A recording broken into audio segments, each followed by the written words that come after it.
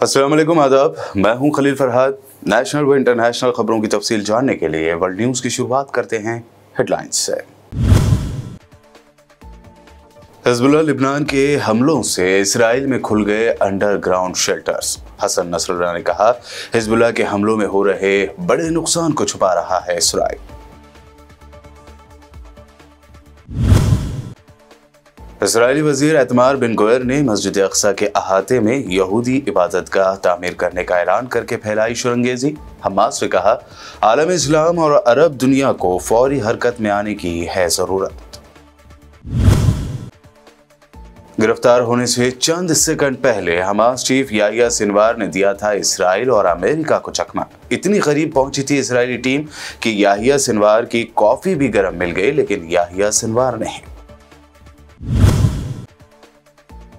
पाकिस्तान के शोरज़दा सूबे बलूचिस्तान में अलायदगी पसंदों ने किया मौत का रक्स। पुलिस स्टेशन, रेलवे लाइंस पर हमले, 60 अफराद हलाक, गाड़ियों से उतारकर मुसाफिरों को भी किया कत्ल। क्रिमिनल एक्टिविटी में इन्वॉल्वमेंट के इल्जाम में टेलीग्राम के फाउंडर की पेरिस में गिरफ्तारी के बाद अब हिंदुस्तान में टेलीग्राम पर लटकी तलवार। किसी भी वक्त टेलीग्राम पर लग सकती है पाबंदी।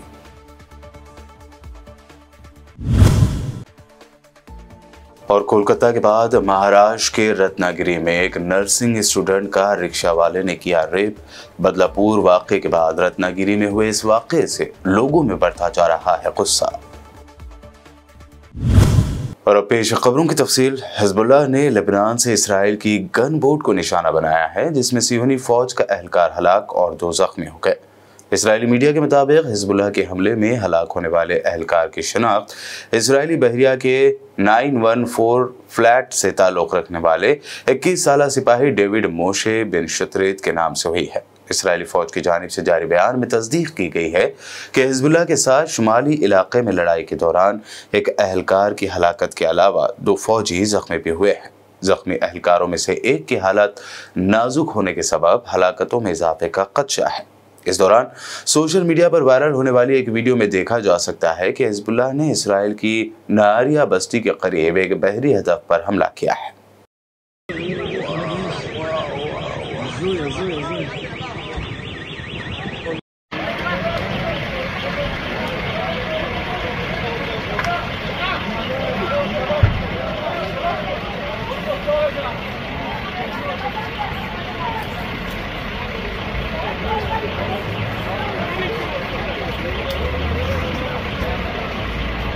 हिजबुल्लाह चीफ हसन नसरुल्लाह ने दावा किया है कि हिजबुल्लाह ने तेल अवीव के करीब फौजी अड्डे को निशाना बनाया। लेबनानी ग्रुप हिजबुल्लाह के सरबराह हसन नसरुल्लाह ने हिजबुल्लाह के बड़े ड्रोन और रॉकेट हमलों के बारे में हाल ही में टेलीविजन पर खिताब किया है। नसरुल्लाह ने कहा कि ग्रुप ने तेल अवीव के करीब एक इसराइली अड्डे को निशाना बनाया था। यह पहला मौका है जब हिजबुल्लाह ने बीका के इलाके से इसराइल की तरफ ड्रोन भेजे हैं। इस दौरान हसन नसरुल्लाह ने यह भी दावा किया कि हिजबुल्लाह के हमलों में इसराइल को बड़ा नुकसान हो रहा है, जिसे वो छुपा रहा है। अमेरिकी महकमे दिफा ने कहा है कि इसराइल पर ईरानी हमले का खतरा अब भी मौजूद है। पेंटागन के तर्जुमान मेजर जनरल पैट्रिक राइडर ने सहाफियों को बताया कि ईरान या उसके एजेंटों की तरफ से इसराइल पर हमले का खतरा अब भी मौजूद है। इससे पहले ईरानी मुसल्लह अफवाज के chief of general staff Mohammad Bagheri ने कहा कि मज़ाहमत का महवर इनफरादी तौर पर और आज़ादाना तौर पर हरकत करेगा ताकि इसराइल से इंतकाम लिया जा सके। उन्होंने इस बात पर भी जोर दिया कि हमास के सियासी ब्यूरो के चीफ इस्माइल हनिया के खून का बदला लेने का फैसला यकीनी है। इसराइली मिनिस्टर ने मस्जिद अक्सा के अहाते में यहूदी इबादतगाह की तामीर का ऐलान करते हुए खत्ते में कशीदगी बढ़ा दी है। इसराइली आर्मी रेडियो ने रिपोर्ट किया है कि इसराइल के इंतहाई दाएं बाजू के कौमी सलामती के वजीर एतमार बिन गवेर ने कहा है कि वो मकबूजा बैतुल मुक़द्दस या यरूशलेम के पुराने शहर में मस्जिद अक्सा के अहाते में एक सिनेगोग यानी यहूदी इबादतगाह तामीर करेंगे। वाज़ेह है कि यहूदी मस्जिद अक्सा के अहाते को टेम्पल माउंट कहते हैं और कुछ यहूदियों का दावा है कि ये वो जगह है जहां एक वक्त में कदीम यहूदी इबादतगाहें कायम थी। एतमार बिन गुवेर ने मस्जिद अक्सा के अहाते में दाखिल होकर कहा कि जो भी कानून यहूदियों को यहाँ आने से रोकता है वो नस्ल परस्ताना है और मैं जिस हुकूमत का रुकन हूँ उसमें कोई नस्ल परस्ती और इम्तियाज नहीं चलने दूंगा और यहूदी टेम्पल माउंट जाएंगे। दूसरी जानिब हमास की तरफ से बिन गुवेर के ऐलान के बाद उस पर जारी रद्द-ए-अमल में कहा गया है कि मस्जिद अक्सा और फ़लस्तीनी कौम को सिहूनी रियासत की जानिब से हमा जहद जारहियत का सामना है। इंतहा पसंद सिहूनी वज़ीर बिन गुवेर का मस्जिद अक्सा में यहूदी इबादतगाह के क़याम का ऐलान मुसलमानों के तीसरे मुक़द्दस तरीन मकाम के ख़िलाफ़ सिहूनी रियासत के नापाक और मकरूह असाइम की नुमाइंदगी करता है, जिसके बाद आलम इस्लाम और अरब दुनिया को फौरी तौर पर हरकत में आने की ज़रूरत है। हमास के नए चीफ याहिया सिनवार की तलाश के लिए इसराइल अमेरिका की खुफिया कोशिशें अमेरिकी अखबार ने एक्सपोज कर दी हैं। न्यूज़पेपर ने दावा किया है कि एक बार ऐन वक्त पर याहिया सिनवार निकल गए थे और उनकी कॉफ़ी भी इसराइली फ़ौज को गर्म मिली थी। न्यूयॉर्क टाइम्स के मुताबिक जदीद तरीन टेक्नोलॉजी की मदद से याहिया सिनवार की तलाश जारी है। तलाश के लिए ज़मीन में सरायत करने वाले रडार्स का इस्तेमाल भी किया गया है। जंग के आगाज़ में इसराइल याहिया सिनवार की सुरंग तक पहुंच गया था, ताहम छापे से महज चंद लम्हे पहले याहिया सिनवार वहां से निकल गए थे। अखबार के मुताबिक ये सब इतना जल्दी हुआ था कि सिनवार $10 लाख सुरंग में छोड़ गए थे और इसराइली एहलकारों को सिनवार की कॉफ़ी भी गर्म मिली। गजा जंग के आगाज़ में याहिया सिनवार इलेक्ट्रॉनिक मैसेजेस भेजा करते थे, फिर उसे छोड़ दिया। बिजली की किल्लत के सबब याहिया सिनवार ने मोबाइल फ़ोन का इस्तेमाल छोड़ दिया था, जिस पर इसराइल ने गजा में फिर ईंधन की सप्लाई दी ताकि सिनवार फिर मोबाइल इस्तेमाल करें, लेकिन ऐसा नहीं हो सका। इसराइली फ़ौज ने 24 घंटों में सेंट्रल गजा में बमबारी करके मज़ीद 70 फ़लस्तीनियों को शहीद कर दिया। अल जज़ीरा के मुताबिक इसराइली हमलों में 212 अफराद ज़ख्मी भी हुए हैं। इसराइली हमलों में अब तक 40,405 फ़लस्तीनी शहीद और 93,468 से ज़्यादा ज़ख्मी हो चुके हैं। अल जज़ीरा अरबी की ताज़ा तरीन इत्तला के मुताबिक नुसरात पनाह गज़ीन कैंप के नॉर्थ में बेघर फ़लस्तीनियों को पनाह देने वाले स्कूल अल अज़ बिन अब्दुस्सलाम पर इसराइली हमले में मुतअद्दिद शहरी मारे गए। वफा न्यूज़ एजेंसी ने भी इस हमले की इत्तला देते हुए कहा कि शहीद और ज़ख्मियों में ख़वातीन और बच्चे शामिल हैं।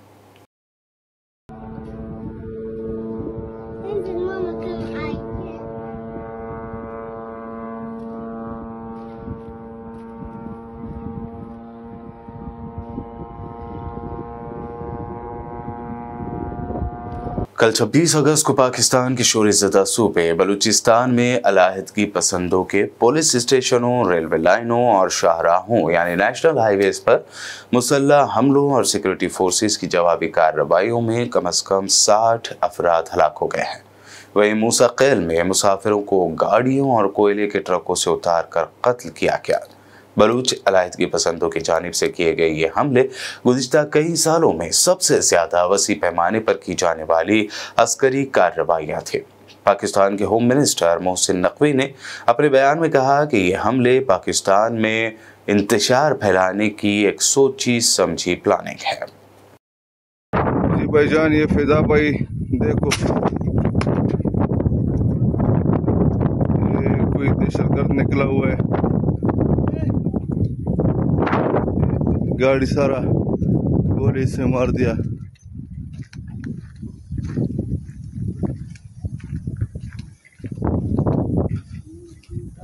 अफ्रीकी मुल्क सेंट्रल बुर्किना फासो में होने वाले हमले में 200 अफराद मारे गए। अल-कायदा से जुड़े एक ग्रुप जमात नुसरत अल इस्लाम वल मुस्लिमीन यानी JNIM ने इस हमले की जिम्मेदारी कबूल की है। उसका कहना है कि सेंट्रल बुर्किना फासो में 200 अफराद हलाक और कम से कम 140 जख्मी हुए थे। जंगियों ने हिफाजती चौकियों की सिक्योरिटी के लिए खंदकें खोदने वाली टीमों पर फायरिंग की। हमले के बाद कई फौजी लापता हो गए और हमलावर हथियार और एक फौजी एम्बुलेंस साथ में ले चले गए। बुलेटिन में खबरों का सिलसिला लगातार यूं ही जारी रहेगा। फिलहाल रुकते हैं एक छोटे से ब्रेक के लिए।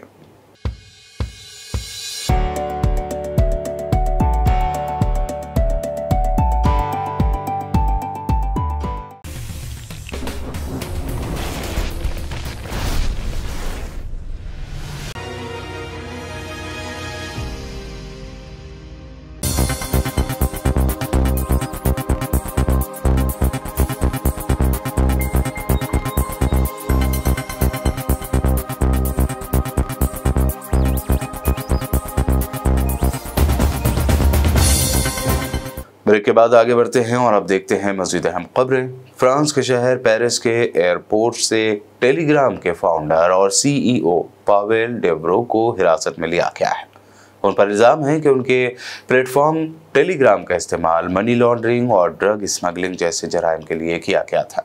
रिपोर्ट के मुताबिक 24 अगस्त को उन्हें गिरफ्तार किया गया। उधर हिंदुस्तान में भी कई मुजरिमाना केसेस में टेलीग्राम का नाम सामने आया है, जिसके बाद अंदेशा जाहिर किया जा रहा है कि हिंदुस्तान में भी टेलीग्राम को बैन किया जा सकता है। फिलहाल आईटी मिनिस्ट्री ने इस पर कोई जवाब नहीं दिया। ताहम खबर है कि टेलीग्राम ऐप एजेंसियों के रडार पर है और कभी भी इसके खिलाफ एक्शन लिया जा सकता है। कोलकाता के बाद अब महाराष्ट्र के रत्नागिरी में एक और नर्सिंग स्टूडेंट के रेप की खबर ने हिंदुस्तान भर में गम की लहर दौड़ा दी है। मालूमात के मुताबिक रत्नागिरी में 19 साल की ट्रेनिंग नर्स के साथ ऑटो वाले ने सुनसान जगह ले जाकर रेप किया और फिर उसे फेंक कर फरार हो गया है। बताया जा रहा है कि लड़की ने अपने घर जाने के लिए ऑटो लिया था और ऑटो ड्राइवर ने उस लड़की को पानी में कोई नशीली चीज मिलाकर दी, जिसकी वजह से वो बेहोश हो गई। उसके बाद मुलजिम रिक्शा ड्राइवर ने लड़की को एक सुनसान जगह ले जाकर उसके साथ ज्यादती की। होश में आने के बाद उसकी इत्तला लड़की ने अपने फैमिली को दी, जिसके बाद पुलिस स्टेशन में लड़की की शिकायत की बुनियाद पर केस दर्ज कर लिया गया है।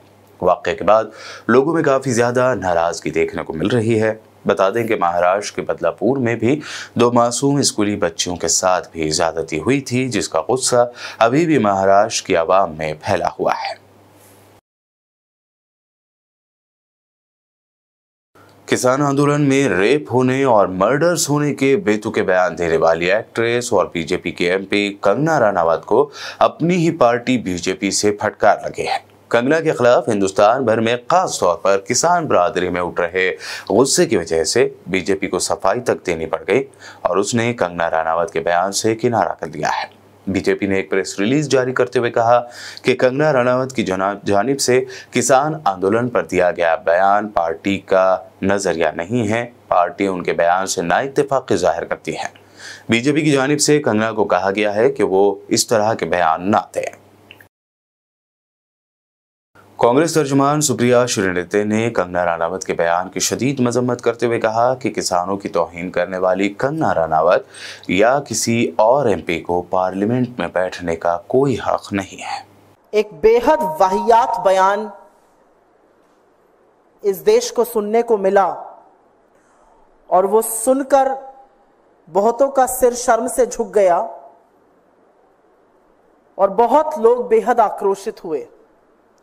और ये बयान और इस तरह के बयान देने में उनको पारंगत हासिल है, लेकिन अब वो सिर्फ एक फिल्म एक्टर नहीं, भारतीय जनता पार्टी की सांसद हैं, बड़ी चुनी हुई सांसद हैं, बड़ी प्रिय सांसद हैं, हैंडपिक करी गई थी वो शीर्ष नेतृत्व के द्वारा।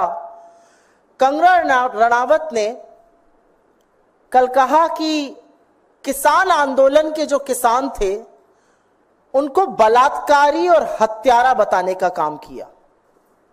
इस देश के अन्नदाताओं के खिलाफ ऐसे शब्द शायद ही किसी राजनेता ने इस देश के लंबे इतिहास में कभी बोले हों। इस देश के अन्नदाताओं को बलात्कारी और हत्यारा बताया और उसके बाद यह भी कहा कि ये जो सारा किसान आंदोलन था, जो किसान अपने हक की, अपने अधिकारों की, अपने सशक्तिकरण की लड़ाई लड़ रहे थे, जो प्रदर्शन शांतिपूर्ण था, जहां 700 से ज्यादा किसानों की शहादत हो गई, जहां 1.25 से 1.5 साल तक किसान खुले आसमान के नीचे गर्मी, पानी, बरसात, आंधी में, ओलों में बैठे रहे,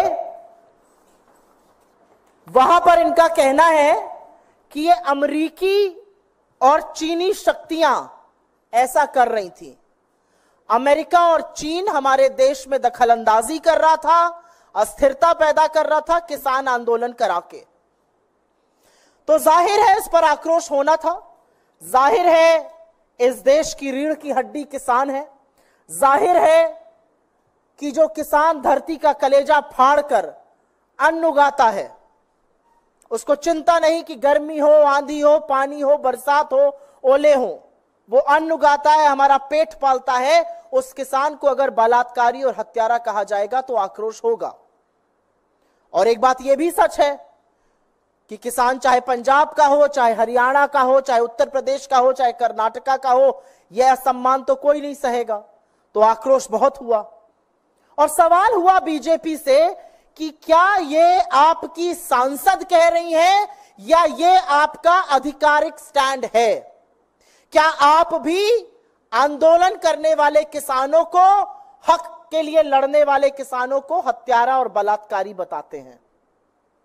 क्या ये आपकी सरकार का मत है? क्या ये आपका मत है? अपना स्टैंड क्लियर कीजिए।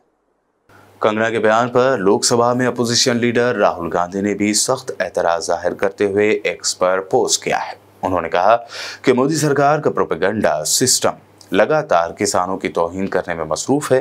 किसानों से किए वादों को तो पूरा करने में ये सरकार नाकाम है। 378 दिन चली जिद्दोजहद में 700 साथियों की कुर्बानी देने वाले किसानों को बीजेपी एमपी रेपिस्ट और गैर मुल्की ताकतों का नुमाइंदा बता रही है। ये बीजेपी की किसान मुखालिफ पॉलिसी और नीयत का एक और सबूत है। महाराष्ट्र के सिंधुदुर्ग जिले के किले में मराठा हुक्मरान शिवाजी महाराज के 35 फुट ऊंचे स्टैचू का पीएम मोदी ने गुज़िश्ता साल इनॉग्रेशन किया था। इनॉग्रेशन के 8 ही महीनों के बाद यह स्टैचू गिर गया है। अपोजिशन ने इस वाक़े के पीछे बीजेपी और पीएम मोदी पर जमकर तनकीद की। उन्होंने इसे छत्रपति शिवाजी महाराज की तौहीन करार देते हुए कहा कि अजीम शख्सियत की तौहीन करने वालों को बख्शा नहीं जाएगा। कांग्रेस ने कहा कि बीजेपी हुकूमत में करप्शन अपनी इंतहा पर है।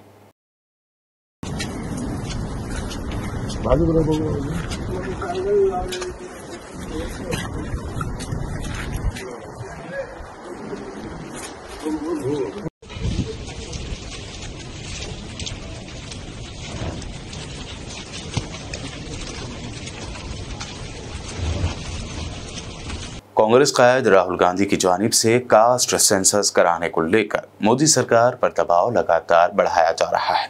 ऐसे में मजलिस इत्तेहादुल मुस्लिमीन के सदर असदुद्दीन ओवैसी ने भी कहा है कि हमने पार्लियामेंट में कास्ट सेंसस कराने को कहा है, फिर ये क्यों नहीं कराई जा रही है। पी चिदम्बरम ने 2010 में जो सोशल सर्वे रिपोर्ट कराई थी, उस रिपोर्ट को मुल्क के सामने लाना चाहिए। मोदी सरकार इसे क्यों छुपा रही है? सेंसस होने से कौन रोक रहा है? आगे उन्होंने कहा कि 50% रिजर्वेशन की हद को नरेंद्र मोदी हुकूमत की जानिब से तोड़ दिया जाना चाहिए। हम पार्लियामेंट में इसकी हिमायत करेंगे। लालू यादव के बेटे और आरजेडी लीडर तेजस्वी यादव ने मीडिया से बात करते हुए कहा कि कास्ट सेंसस का हमारा बहुत पुराना मुतालबा है। लालू प्रसाद जी जब जनता दल के सदर थे तब से ये हमारा मुतालबा रहा है। हम लोग तो पूरे शुरू से मांग करते रहे कि पूरे देश में होना चाहिए। वो तो खुद ही सरकार के पार्ट है।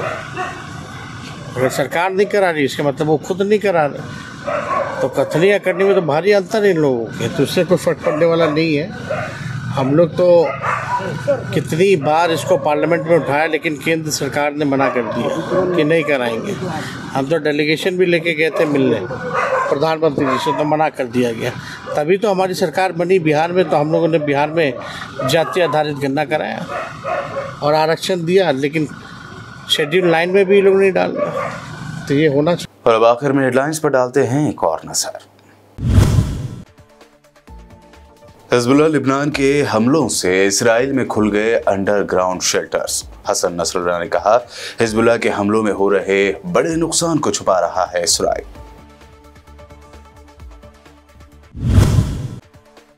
इसराइली वजीर एतमार बिन गोयर ने मस्जिद अक्सा के अहाते में यहूदी इबादतगाह तामीर करने का ऐलान करके फैलाई शरंगेजी। हमास ने कहा, आलम इस्लाम और अरब दुनिया को फौरी हरकत में आने की है जरूरत। गिरफ्तार होने से चंद सेकंड पहले हमास चीफ याहिया सिनवार ने दिया था इसराइल और अमेरिका को चकमा। इतनी करीब पहुंची थी इसराइली टीम कि याहिया सिनवार की कॉफी भी गर्म मिल गई, लेकिन याहिया सिनवार नहीं। पाकिस्तान के शोरज़दा सूबे बलूचिस्तान में अलायदगी पसंदों ने किया मौत का रक़्स। पुलिस स्टेशन, रेलवे लाइन्स पर हमले, 60 अफराद हलाक, गाड़ियों से उतारकर मुसाफिरों को भी किया कत्ल। क्रिमिनल एक्टिविटी में इन्वॉल्वमेंट के इल्जाम में टेलीग्राम के फाउंडर की पेरिस में गिरफ्तारी के बाद अब हिंदुस्तान में टेलीग्राम पर लटकी तलवार। किसी भी वक्त टेलीग्राम पर लग सकती है पाबंदी।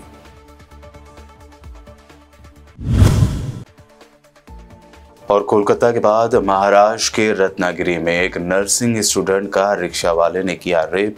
बदलापुर वाकये के बाद रत्नागिरी में हुए इस वाकये से लोगों में बढ़ता जा रहा है गुस्सा। वर्ल्ड न्यूज में अभी आपने देखी अब तक की अहम नेशनल व इंटरनेशनल न्यूज। मजीद ताज़ा तरीन अपडेट्स और दिलचस्प प्रोग्राम्स के लिए देखते रहिए BPN चैनल।